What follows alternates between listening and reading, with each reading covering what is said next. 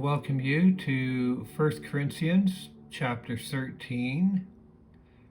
And this is the love chapter, retold as a story. In Chloe's house in ancient Corinth, the church gathered each Lord's Day under flickering oil lamps. The air held the salt of the nearby harbor, and believers filled the atrium. Merchants, dock workers, former temple prostitutes, and slaves who stole away from their masters. Omnius, a young Thracian slave owned by a bronze merchant, was the center of wonder.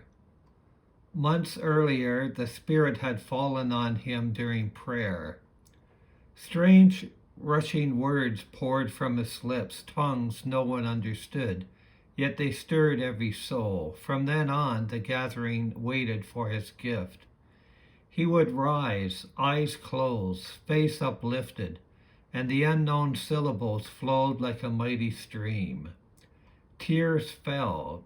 Young men leaned forward in awe. Chloe nodded approvingly. The Spirit moves powerfully through him, she said.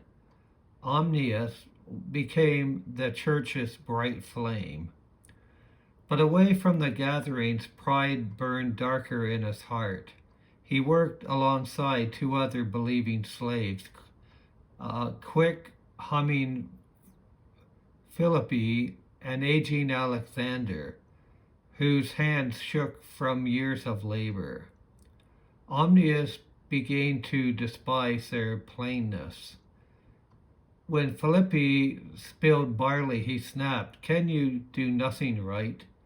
When Alexander returned late from the fountain water, sloshing, Omnius mocked, "Perhaps heaven needs stronger vessels." Word spread. Some accused him. The Spirit's fire burns hot. Others grew distant. Titus, his greatest admirer, now sat apart. One evening, after a long, dazzling utterance in tongues, Chloe's closing prayer held no joy for him.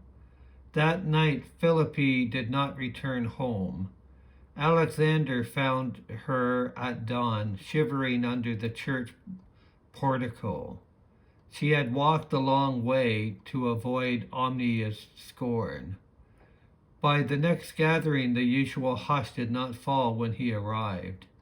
No one called him to speak. He stood waiting for the Spirit. Nothing came. Silence wrapped him tightly. After sharing the bread and cup, Chloe spoke softly. "Brother Omnius, though I speak with the tongues of men and of angels and have not love, I am only a resounding gong or a clanging cymbal." His face burned. He sat heavily. Days passed in quiet tasks. Philippi avoided him. Alexander's hand still trembled, but Omnius no longer mocked. Then came a fierce summer storm. Rain hammered the roofs.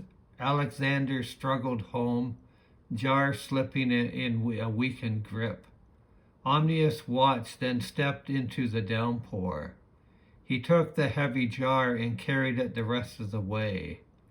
Water streamed down their faces as Alexander stared in wonder. That evening, Omnius found Philippi in the kitchen. He knelt and pressed a small wooden flute into her hands, carved secretly during long nights. "For your humming," he whispered.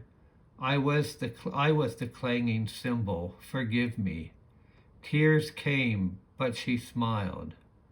The following Lord's Day, Omnius did not rise for tongues. Instead, he stood and confessed his pride in plain words. He called Philippi and Alexander beside him and thanked them publicly.